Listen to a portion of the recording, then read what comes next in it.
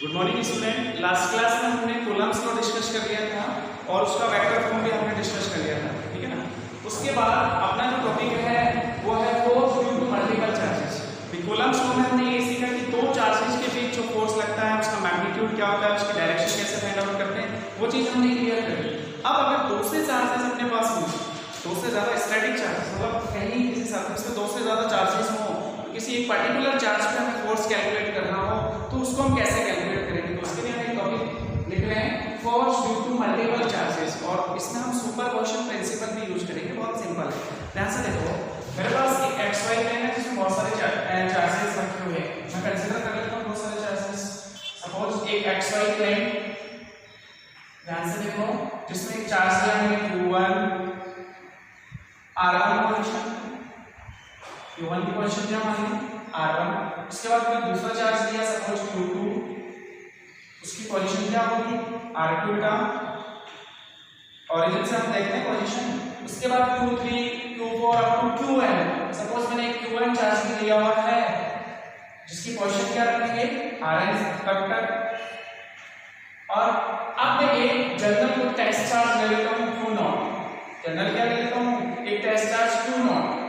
Suppose मैंने एक test charge Q0 रख दिया यहाँ पे, जिसकी पोजीशन क्या मान ली जाएगी R0। अब मुझे करना क्या है, इस टेस्ट चार्ज Q0 पर बाकी जितने भी चार्जेस हैं आपके पास Q1, Q2, Q3 और Qn, इन सब की वजह से फोर्स कैलकुलेट करना है और कि इस Q0 पे ये सब चार्जेस कितना फोर्स लगाए। तो सबसे पहले हम Q1 की वजह से Q0 पे फोर्स कैलकुलेट करेंगे। तो मुझे ये वाला डिस्प्लेसमेंट वेक्टर चाहिए, मुझे ये वाला डिस्प्लेसमेंट वेक्टर पता होना चाहिए कि दो चार्जेस के बीच फोर्स कैलकुलेट करना हो तो बीच की डिस्टेंस पता होनी चाहिए। तो मुझे ये डिस्प्लेसमेंट चाहिए, और ये डिस्प्लेसमेंट वेक्टर हम सीख चुके हैं वेक्टर फॉर्म में।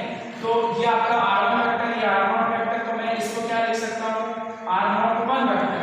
इसी तरह से Q2 से Q0 पे जब हम फोर्स कैलकुलेट करेंगे तो मुझे ये वाला डिस्प्लेसमेंट वेक्टर चाहिए, जिसको हम क्या लिखेंगे R02 वेक्टर। इसी तरह से Qn से जब मुझे यहाँ फोर्स कैलकुलेट करना है तो ये वाला डिस्प्लेसमेंट वेक्टर चाहिए, जिसको हम क्या लिख सकते हैं R0n वेक्टर। अब ध्यान से देखो, जितने भी चार्जेस हैं सबकी क्वांटिटी सेम है, सब पॉजिटिव चार्जेस हैं। जैसे Q1 की वजह से Q0 पे हम फोर्स लिखेंगे तो रिपल्सिव फोर्स लगेगा, मतलब Q0 को Q1 जो है वो दूर भगाएगा इस डायरेक्शन में। कितने फोर्स से भगाया F01 वेक्टर से, इसको हम F01 से डिनोट कर सकते हैं। ऐसे ही Q2 की वजह से Q0, इसमें भी क्या होगा रिपल्सन, तो ये इसको दूर भगाएगा। कितने फोर्स से भगाएगा उसको मैं लिख रहा हूं F02 वेक्टर। इसी तरह से Qn जो है वो भी Q0 पे रिपल्सिव फोर्स लगाएगा, वो इसको किधर भगाएगा इस डायरेक्शन में। कितने फोर्स से आप देखोगे F0n वेक्टर। इस तरह से हम जितने भी चार्जेस होंगे उन सबकी वजह से फोर्स कैलकुलेट करेंगे और उन सबका क्या करेंगे vector sum, because force is a vector quantity. Force किस तरह की क्वांटिटी है, वेक्टर क्वांटिटी। तो जब Q0 पे रिजल्टिंग फोर्स निकालना हो तो इन सबका क्या करना होगा vector sum. Then net force on Q0 is, आप लिखोगे F net vector equals to F01 vector plus F02 vector plus, अगर तीसरा चार्ज Q3 है तो F03 vector up to F0n vector. अब इन सब की वैल्यूज आप पुट कर सकते हो क्योंकि लास्ट क्लास में आपने वेक्टर फॉर्म अच्छे से सीख ली है।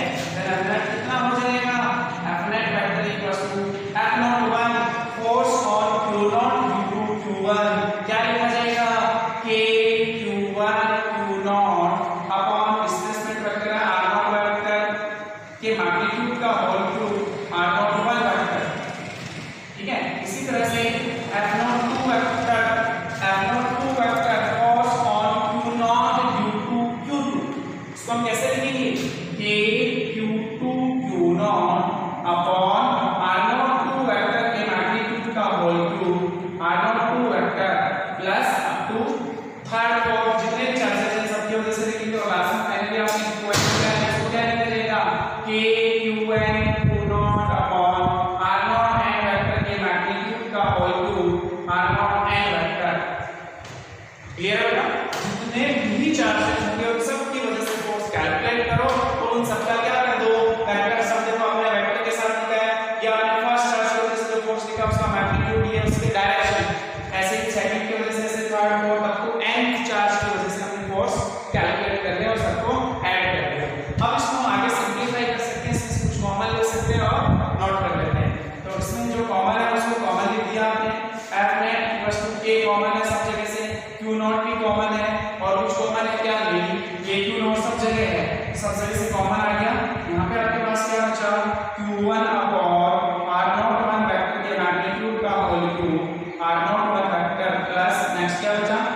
Q2 अपॉन R02 वेक्टर के मैग्नीट्यूड का होल क्यूब R02 वेक्टर। अब लास्ट वाला जो है उसको क्या लिखा जाएगा Qn अपॉन R0n वेक्टर के मैग्नीट्यूड का होल क्यूब R0n वेक्टर। और अब क्या करना है, इसको हम समेशन की फॉर्म में भी लिख सकते हैं, ठीक है, और k की जगह 1/4π कर सकते हैं। देन Fnet कितना हो गया आपके पास, Fnet vector equals to Q0 upon 4πε0 summation i equals to 1 to n, क्योंकि अपना फाइनली चार्ज कितना है लास्ट वाला Qn, तो n तक पुट करेंगे Q1 Q2 Q3 up to Qn। क्या लिखा जाएगा, i इक्वल्स टू 1 से स्टार्ट करना है Qi upon R0 i vector की मैग्नीट्यूड का whole cube R0 i vector. ये आपको फाइनली नेट फोर्स कैलकुलेट करके आ गया। इस तरह से हम मल्टीपल चार्जेस की वजह से अगर किसी पर्टिकुलर टेस्ट चार्ज पे फोर्स कैलकुलेट करना हो तो अलग-अलग चार्जेस से फोर्स कैलकुलेट करके इन सबका क्या कर लेते हैं, फैक्टर्स कर लेते हैं। तो इससे रिलेटेड प्रॉब्लम्स एग्जाम में पूछी जाती है। ये तो आपके थ्योरी का क्वेश्चन हो गया, डेरिवेशन टाइप का कुछ हो गया। अब जो आगे इसमें पूछा जाएगा वो न्यूमेरिकल हम सॉल्व करेंगे, ठीक है ना, किस टाइप के न्यूमेरिकल एग्जाम में आते हैं वो हम सॉल्व करेंगे। तो यहां से बेटा न्यूमेरिकल सॉल्व कर लेते हैं।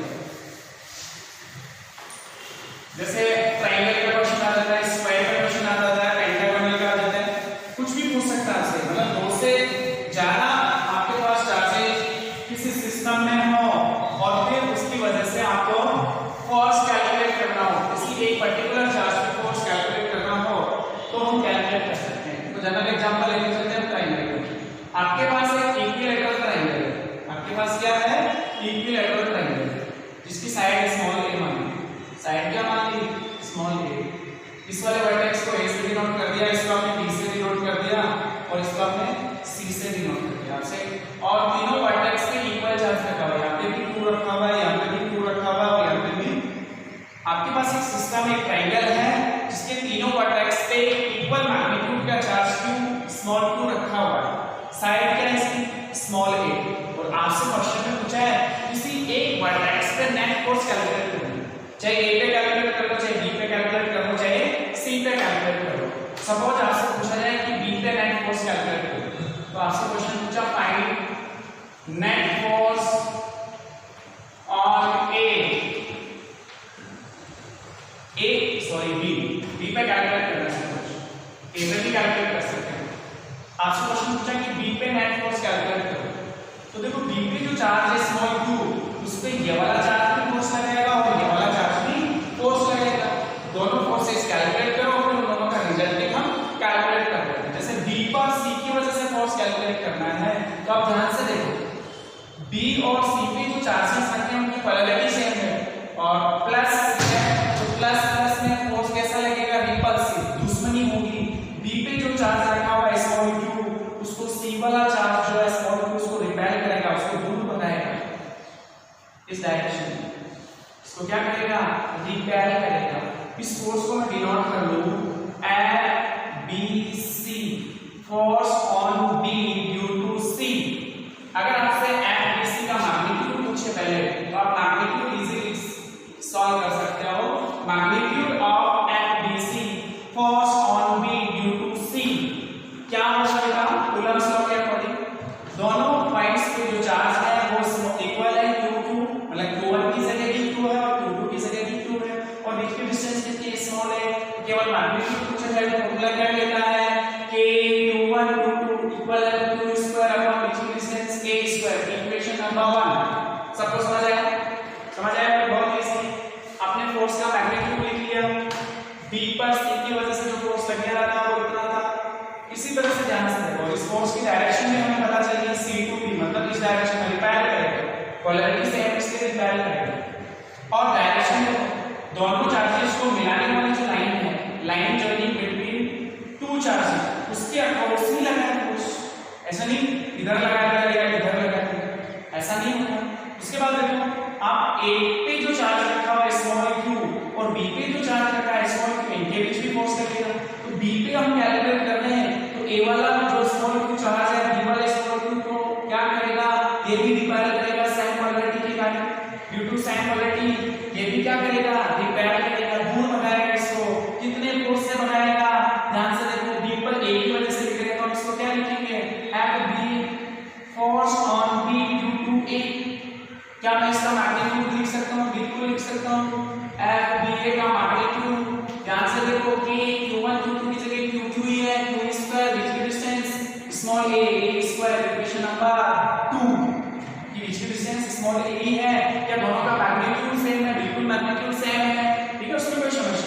अब आपसे जो क्वेश्चन पूछा गया था वो ये था कि नेट फोर्स निकालना है।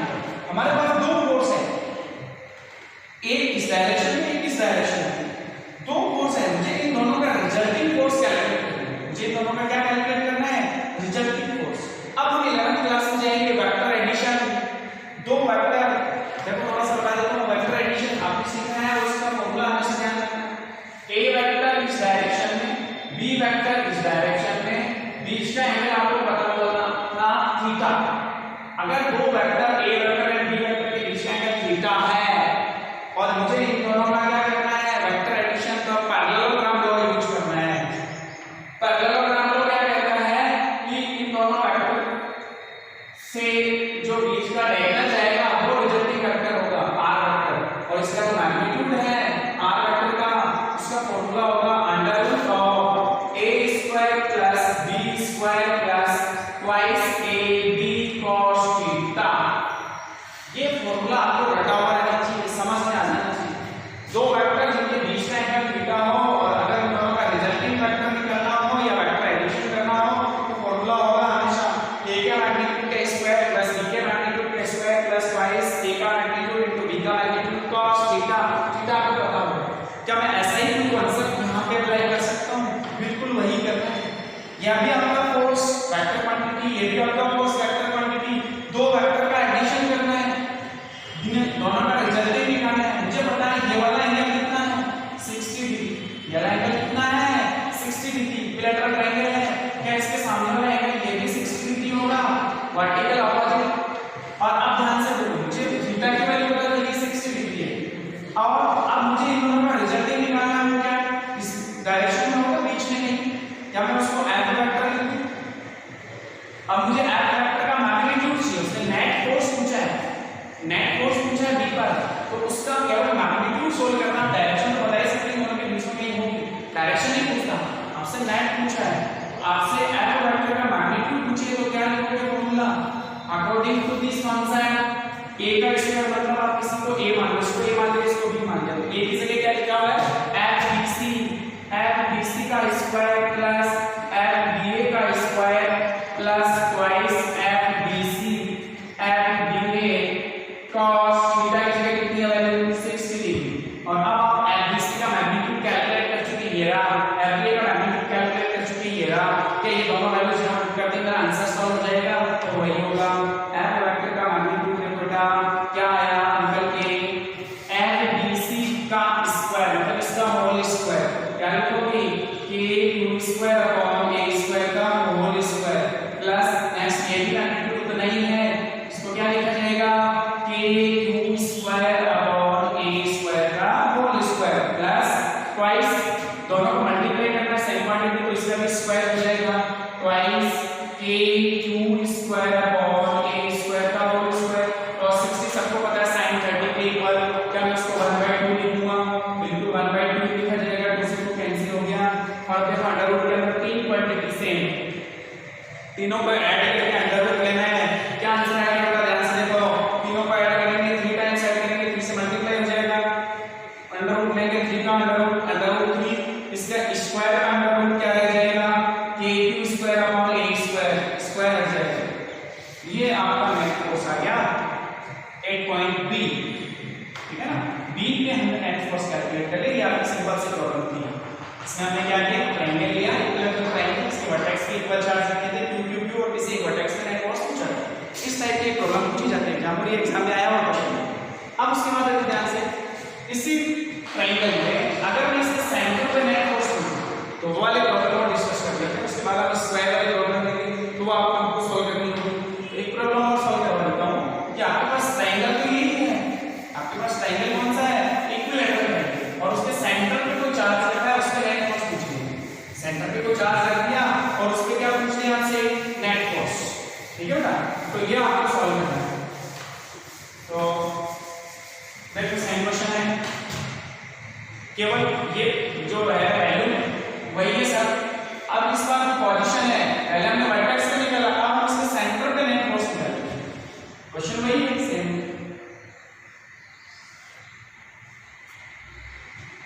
ट्रायंगल ए बी सी तीनों वर्टेक्स पे इक्वल मैग्नीट्यूड का charge small q small q small q, side small a, side क्या है स्मॉल ए, और इसका जो सेंटर है वो कैसे फाइंड आउट करना है ओ, उस पे प्लस कैपिटल क्यू चार्ज रखा हुआ है, ठीक है। मुझे यहाँ पे नेट फोर्स कैलकुलेट करना है, तो सबसे पहले बेटा देखो आपको ये कॉन्सेप्ट पता होना चाहिए, जहां हम नेट फोर्स कैलकुलेट कर रहे हैं उसके अलावा इस सिस्टम में इस ट्रायंगल में कितने चार्जेस हैं, तीन, एक यहाँ है एक यहाँ है और एक, क्या इन तीनों चार्जेस के बीच की मुझे इन तीनों चार्जेस से इस कैपिटल क्यू या जो वो सेंटर है अपने वो डिस्टेंस पता होना चाहिए, मतलब मुझे ये वाले डिस्टेंस भी पता होना चाहिए, मुझे ये वाले डिस्टेंस भी पता होना चाहिए, मुझे ये वाले डिस्टेंस भी पता होनी चाहिए, तभी तो मैं नेट फोर्स कैलकुलेट कर पाऊंगा। भाई मुझे दो चार्जेस के बीच फोर्स कैलकुलेट करना है, क्या बीच के डिस्टेंस जरूरी है, बिल्कुल बीच के डिस्टेंस जरूरी है, दोनों चार्जेस के मैग्नीट्यूड क्या है वो वैल्यू हमें पता होनी चाहिए, तभी तो हम कोई फोर्स कैलकुलेट कर पाते हैं। अब ध्यान से देखो ये कैलकुलेट करने में थोड़ा सा मैथ्स की प्रॉब्लम है, तो मैथ्स के मैं अलग से बता देता हूँ कि कैसे सॉल्व करना है। देखो आपके पास इक्विलैटरल ट्रायंगल, सबसे पहले तो ये पता करना है कि इसका सेंटर कैसे पता किया जाता है, इक्विलैटरल ट्रायंगल का सेंटर कैसे कैलकुलेट किया जाता है, ये साइड स्मॉल ए, ये भी साइड स्मॉल ए और ये भी, आप इसको ए बोल दो, इसको आप बी बोल दो, इसको आप सी बोल दो। अब जब भी आपको सेंटर पता करना होता है इक्विलैटरल ट्रायंगल का, तो तीनों वर्टेक्स से सामने की साइड पे हम परपेंडिकुलर डालेंगे, जैसे ए वर्टेक्स से बीसी साइड पे हम परपेंडिकुलर डालेंगे, ऐसे इससे भी डालेंगे, ऐसे इससे भी डालेंगे, और तीनों जहां इंटरसेक्ट करेंगे, तीनों परपेंडिकुलर जहां इंटरसेक्ट करेंगे वही सेंटर होगा, उस ट्रायंगल का क्या होगा सेंटर। और ध्यान से देखो जब हम परपेंडिकुलर डालेंगे ट्रायंगल कितना बनेगा 90 डिग्री, इक्विलैटरल ट्रायंगल का ये वाला एंगल कितना है 60 डिग्री। देखो हम एक थ्योरम से इसको सॉल्व करते हैं, मुझे ये वाली साइड पता है, परपेंडिकुलर के सामने वाले साइड हाइपोटेन्यूज, 90 डिग्री के सामने वाले साइड हाइपोटेन्यूज, थीटा के सामने वाले साइड परपेंडिकुलर, मुझे ये कैलकुलेट करना है, सपोज इसको मैं डी पॉइंट ले लूं और मुझे ए भी पता है स्मॉल ए, h और p में रिलेशन sin थीटा का होता है, थीटा की जगह 60 डिग्री, तो sin 60 degree equals to perpendicular upon hypotenuse, perpendicular कितना है AD, हाइपोटेन्यूज कितना है AD। आपको तो AD कैलकुलेट करना है ना, AD equals to AB sin 60 और AD कितना आ गया, AB की जगह कितनी वैल्यू है आपके पास स्मॉल a, sin 60 की वैल्यू 3/2 होती है, आपके पास की टोटल लेंथ आ गई। अब मुझे तो सपोज इंटरसेक्शन के बाद यहां सेंटर का हो, मुझे तो केवल AO कैलकुलेट करना है, मुझे तो केवल कितना कैलकुलेट करना है AO, मुझे ये वाली डिस्टेंस कैलकुलेट करनी है। तो इसके लिए देखो एक थ्योरम हमने 10th क्लास में पढ़ी होगी कि ये वाली जो डिस्टेंस होती है ना AO वो 2/3 पार्ट्स ऑफ AD होती है, AO जो है वो 2/3 इस टोटल डिस्टेंस की 2/3 पार्ट्स होती है, थ्योरम 10th क्लास में पढ़ी होगी। अब AD के यहां से वैल्यू का आंसर आ गया, तो AO कितना आ गया बेटा 2/3 into √3/2 into स्मॉल a, उससे 2 कैंसिल हो गए, √3 से कट जाएगा, तो A की वैल्यू कितनी आ गई AO a/√3। ये तो मैथमेटिकली हम नहीं समझ सकते, अगर एग्जाम में क्वेश्चन पूछता है ये वाला तो आपको ऐसे सॉल्व नहीं करना, आपको ध्यान में ही रखना है कि सेंटर से, अगर आपके पास इक्विलैटरल ट्रायंगल है और उसके सेंटर से वर्टेक्स के बीच की डिस्टेंस है तो साइड की 1/√3 मल्टीपल होती है, साइड की 1/√3 मल्टीपल होती है, तो कितनी होगी a/√3। क्या ये वाली भी a/√3 बिल्कुल, और ये वाली भी a/√3, तीनों इक्वल होंगी, ये वाली डिस्टेंस, ये वाली डिस्टेंस और ये वाली डिस्टेंस तीनों इक्वल होंगी। तो अब ध्यान से देखो ये फोर्स कैलकुलेट करना है, जैसे मैं पूछूं कि A की वजह से O पे फोर्स, ये प्लस में रिपल्सन फोर्स किधर लगेगा नीचे की तरफ, क्या मैं उसको F0 A से denote force on O due to A नीचे की तरफ होगा, मैग्नीट्यूड हमने चेक कर लिया। ऐसे B की वजह से O पे कैलकुलेट करूंगा, ये प्लस में रिपल्सन, ये इसको इधर हो जाएगा, क्या लिखूंगा इसको FOB वेक्टर। इसी तरह से मैं O पर C की वजह से फोर्स कैलकुलेट करूं तो ये भी इसको क्या करेगा रिपेल करेगा इस डायरेक्शन में, क्या लिखूंगा उसको FOC वेक्टर। और ध्यान से देखो small q capital Q, small q capital Q, small q capital Q, बीच की डिस्टेंस a/√3, क्या तीनों फोर्सेस का मैग्नीट्यूड सेम होगा? हाँ बिल्कुल सेम होगा। मैं लिखूंगा FOA वेक्टर का magnitude equals to FOB vector का magnitude equals to FOC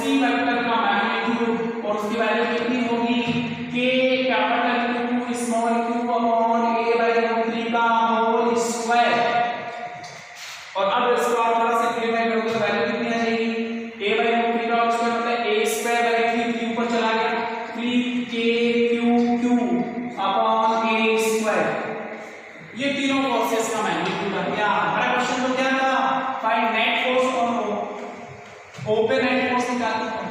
question क्या था, find net force on O पे नेट फोर्स कितना है। हमारे पास तीन फोर्सेस आ गए, एक इस डायरेक्शन में, एक इस डायरेक्शन में और एक, हमें तो किसी एक डायरेक्शन में फोर्स पता करना है। तो एक डायरेक्शन में फोर्स पता करने के लिए पहले क्या करना होगा, किन्हीं दो का रिजल्टेंट निकालना। अगर मैं इसका और इसका रिजल्टेंट निकालूंगा तो किधर होना चाहिए, जब मैं इसका और इसका निकालूंगा तो इसमें होगा, इसका और इसका निकालूंगा तो इस डायरेक्शन में होगा। ये वाला एंगल कितना होगा, टोटल 360 और इसको हमने तीन पार्ट्स में डिवाइड कर दिया, तो ये कितना बचा 120। अगर मैं इन दोनों के नेट की बात करूं तो मैं उसको लिख लूं f dash vector. f dash vector जो है उसका मैग्नीट्यूड अगर नाम से पूछूं तो आप लिख सकते हो क्या होना चाहिए, f डैश वेक्टर का मैग्नीट्यूड, इसका मैग्नीट्यूड का स्क्वायर प्लस इसका मैग्नीट्यूड का स्क्वायर प्लस ट्वाइस ये वाला मैग्नीट्यूड, ये वाला मैग्नीट्यूड cos 120। डायरेक्ट करूंगा, डायरेक्ट करूंगा, दोनों का मैग्नीट्यूड सेम है, ये रहा। क्या लिखूंगा 3kq अपॉन a स्क्वायर का whole square plus 3kq upon a square का होल स्क्वायर प्लस ट्वाइस, दोनों का मैग्नीट्यूड सेम है, मल्टीप्लाई करेंगे 3kq अपॉन a स्क्वायर का whole square cos 120 minus 1/2। cos 120 कितना होता है माइनस 1/2, 2 से 2 कैंसिल, ये वाला माइनस और प्लस मल्टीप्लाई होके माइनस, ये माइनस की क्वांटिटी ये प्लस की क्वांटिटी कैंसिल आउट, क्या बचा केवल इसकी स्क्वायर का under root f dash vector का मैग्नीट्यूड की बात करें तो कितना आ जाएगा 3kq अपॉन a स्क्वायर। ध्यान से देखो, अब हमारे पास इन दोनों का रिजल्टेंट इस डायरेक्शन में आ गया, कितना आया, और नीचे की तरफ जो एक फोर्स था, फोर्स और ड्यू टू a, क्या उसका मैग्नीट्यूड भी उतना ही, दो force same magnitude direction opposite, resultant कितना बचा बेटा 0। क्या होगा, हम लिख सकते हैं since magnitude of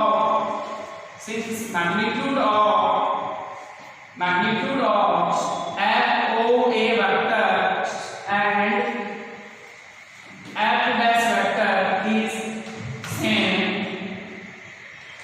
and direction is opposite.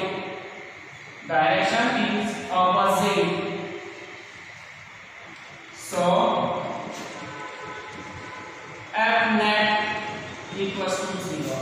Resulting force क्या होगा बेटा 0।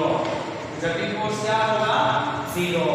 समझ में आ गया, इन दोनों का रिजल्टेंट निकाला, ऊपर की तरफ इसका मैग्नीट्यूड कितना है, नीचे की तरफ भी फोर्स उतना ही लग रहा है, FOA दोनों का मैग्नीट्यूड से नेट फोर्स क्या हुआ 0। एक शॉर्ट ट्रिक निकल के आई, ट्रायंगल ले लो, स्क्वायर ले लो, पेंटागन ले लो, हेक्सागन कुछ भी ले लो, अगर इनकी वर्टेक्स पे इक्वल मैग्नीट्यूड के चार्जेस रखे हैं और सेंटर पे नेट फोर्स निकालना हमेशा 0 होगा, हमेशा क्या होगा 0 होगा।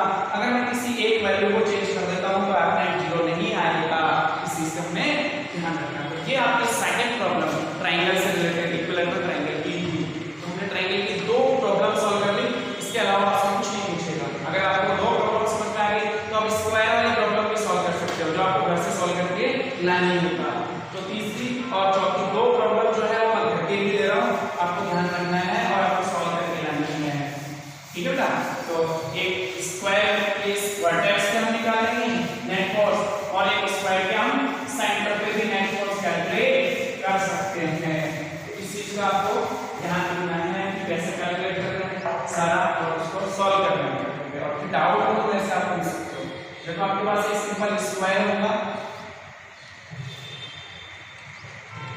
इसको आप ABC B से डिनोट कर सकते हो। तीनों वर्टेक्स के इक्वल चार्ज, स्मॉल क्यू चारों पे small q side small a होगी, और किसी भी एक वर्टेक्स के नेट फोर्स पूछिए, find net force on suppose a पे पूछिए। एक प्रॉब्लम को डिस्कस करते हैं, थोड़ा सा हिंट देते हैं कैसे करना है। भाई a पे नेट फोर्स निकालोगे तो पहले से पहले आप इसकी वजह से देखोगे कि a पर b की वजह से फोर्स जो भी मैग्नीट्यूड होगा d की वजह से नीचे की तरफ रिपेयर मैग्नीट्यूड जो भी होगा लिखोगे, इसकी वजह से भी फोर्स लगेगा। तो पहले आप डायगोनल सॉल्व कर लेंगे और फिर ये बीच के डिस्टेंस पता हो जाएगी, इसकी वजह से फोर्स आएगा वो। अब आपके पास तीन फोर्स हो जाएंगी, क्या हो जाएगी तीन फोर्स, दो का रिजल्ट निकालो, वो भी इसी डायरेक्शन में होगा और फिर क्या कर लो, ऐड कर लो। इस तरह से आपको सॉल्व करना है। नेक्स्ट प्रॉब्लम एक और दे रहा हूं मैं आपको, सॉल्व करनी है सेम वही स्क्वायर वाली प्रॉब्लम। स्क्वायर जिसकी साइड स्मॉल a मान ली, same problem a b c d। इस बार मैं चार्ज को पोलैरिटी चेंज कर रहा हूं, इसको मैंने +2 ले लिया, इसको मैंने -2 ले लिया, इसको भी मैंने -2 ले लिया और इसको भी मैंने +2 ले लिया। और इसका जो सेंटर है ना ओ, वहां पे प्लस मैं वो कैपिटल क्यों चार्ज करता हूं, find net force on O.